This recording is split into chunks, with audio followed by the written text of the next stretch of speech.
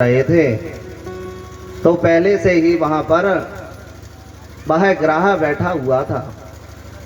तब गजेंद्र ने कहा, भगवान यह क्या कारण है कि यह तो पापी था, तो आपने मुझसे पहले इस पापी को अपने धाम भेजा है। तब ठाकुर जी ने कहा कि आप मेरे भक्त हो और जो भी मेरे भक्त को चाहता है या पैर पकड़ता है, जो ठाकुर जी का भक्त होता है उसके यदि दूसरा व्यक्ति पैर भी पकड़ लेता है तो उसका उद्धार मैं पहले करता हूं। जैसे कहीं भी धार्मिक कार्य हो रहा है उसमें हम सही कर देते हैं, तो जो कार्य जो भागवत जो करा रहा है उस पर तो बाद में ठाकुर जी की कृपा होगी, पहले किस पर होगी? जो सहयोग कर रहे हैं। तब ठाकुर जी ने कहा कि जो मेरे भक्त का पैर पकड़ता है पहले मैं उसकी बात सुनता हूं और फिर मैं अपने भक्त की बात सुनता हूं, किसी की भी चिंता नहीं करता हूं।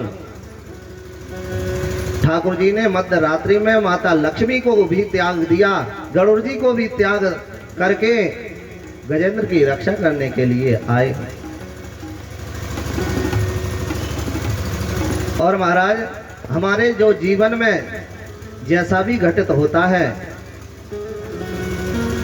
वह यदि अच्छा घटित हो जाए तो हम कहते हैं हमने किया है, और यदि बुरा हो जाए तो कहते हैं भगवान ने किया है। हम सभी के पास कुछ न होगी, उस जमीन में हम गेहूं बोते हैं, चना बोते हैं, मटर भी बोते हैं, खेती करते हैं, और हमने खूब मेहनत की फसल में एक बीघा में एक बार 18 कुंटल हो गए तो पूरे गांव में नगर में कहेंगे कि हमने दिन भर मेहनत की, रात भर मेहनत की, ऐसी दवाई छिड़की, 4 बार पानी दिया, तब जाकर के 18 कुंटल गेहूं हुआ है। और महाराज अगले वर्ष आपने वही मेहनत की, 4 बार पानी दिया, दवाई छिड़काव किए, पर उसमें एक बीघा में ही 1 कुंटल भी नहीं निकला। तब हम कहते फिरते हैं कि भगवान ने अच्छा नहीं किया है और भगवान को दोषी देते हैं।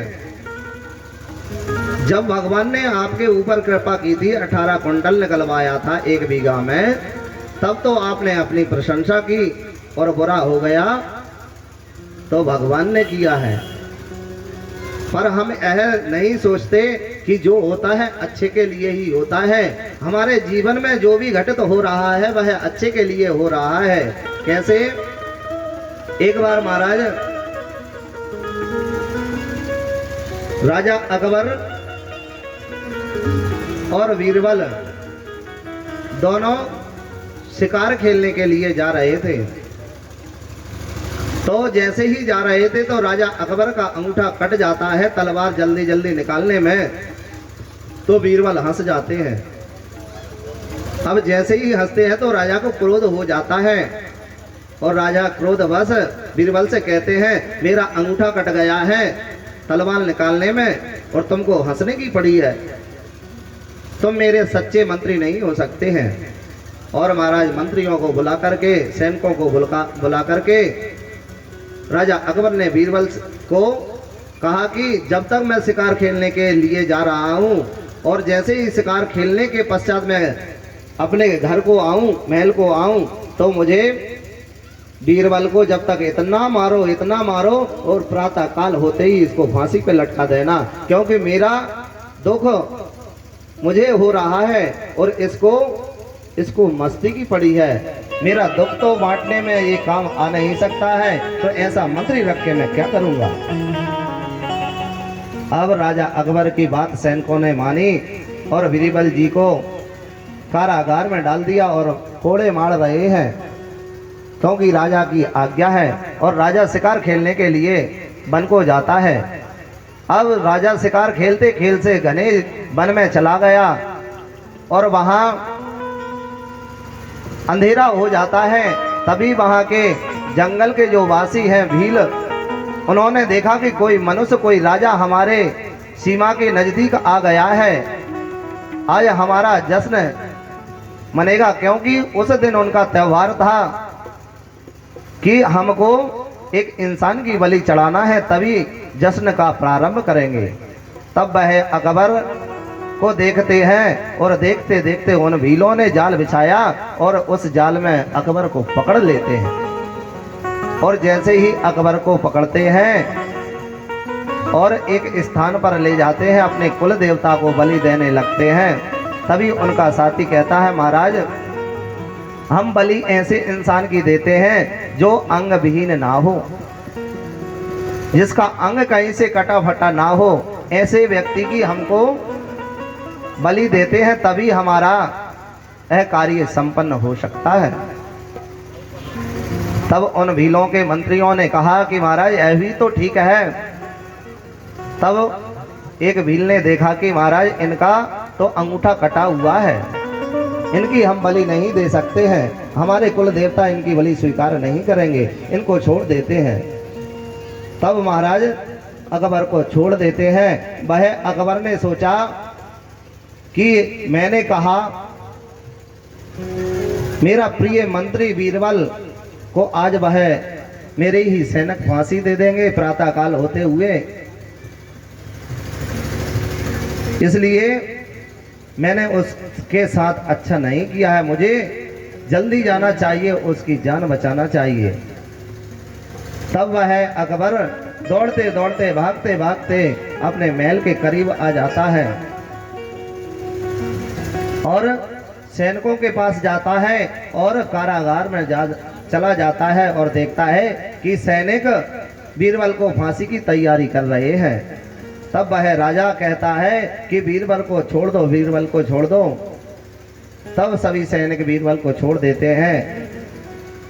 तब फिर बीरबल कहता है कि जो होता है अच्छे के लिए होता है।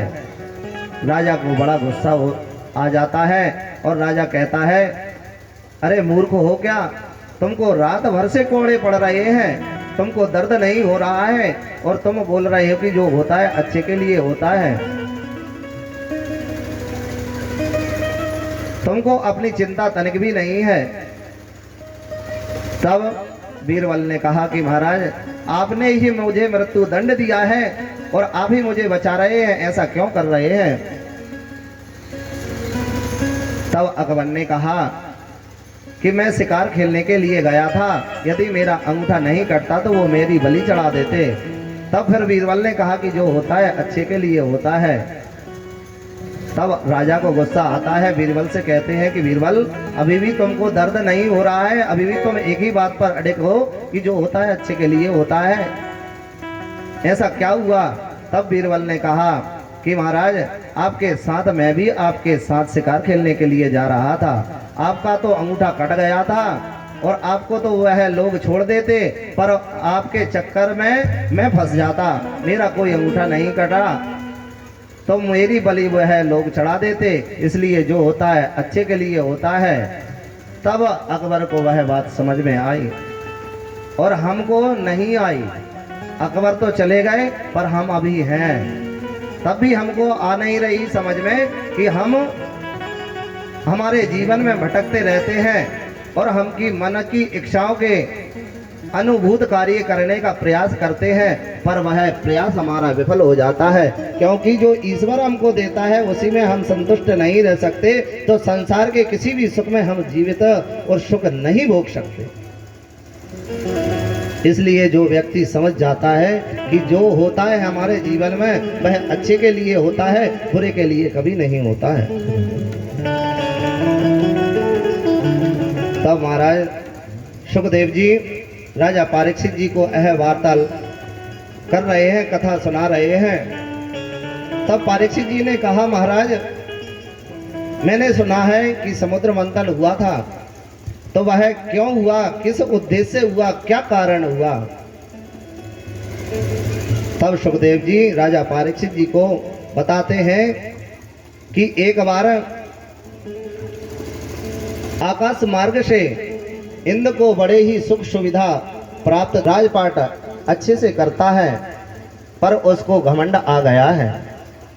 घमंड के वशीभूत वह किसी को भी नहीं समझ सकता है कि कौन मुझसे बड़ा है, कौन मुझसे छोटा है।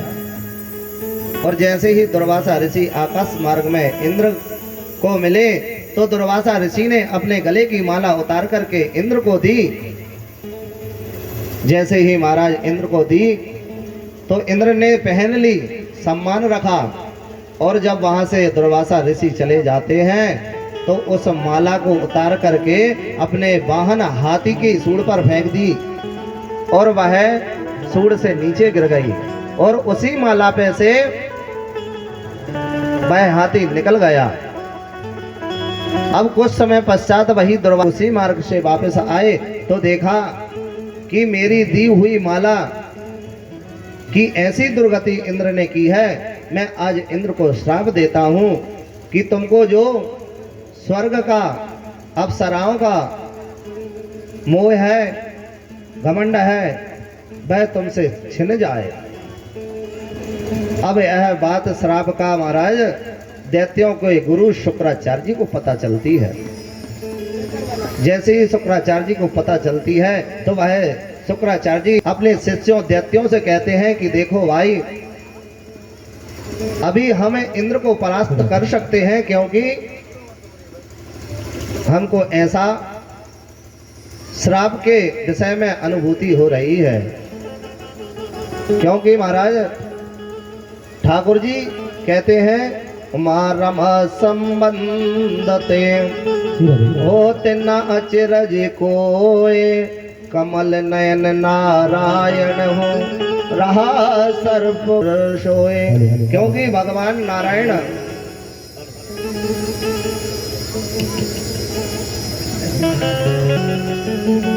जुमा पे राधा राधा राधा राधे। हमारे बीच में महाराज संजू यादव जी पधारे हुए हैं, बड़ा ही अमूल्य समय लेकर के, और जहाँ भी कथा होती है उस कथा में सहयोग भी करते हैं। हर जगह जब भी कथा या भंडारे की बात हो तो एक बार बोलने की आवश्यकता रहती है, वह तत्पर खड़े रहते हैं। ऐसे भक्त ठाकुर जी के हमारे बीच में उपस्थित है। हम सभी भक्तजन करतल ध्वनि से इनका स्वागत करें।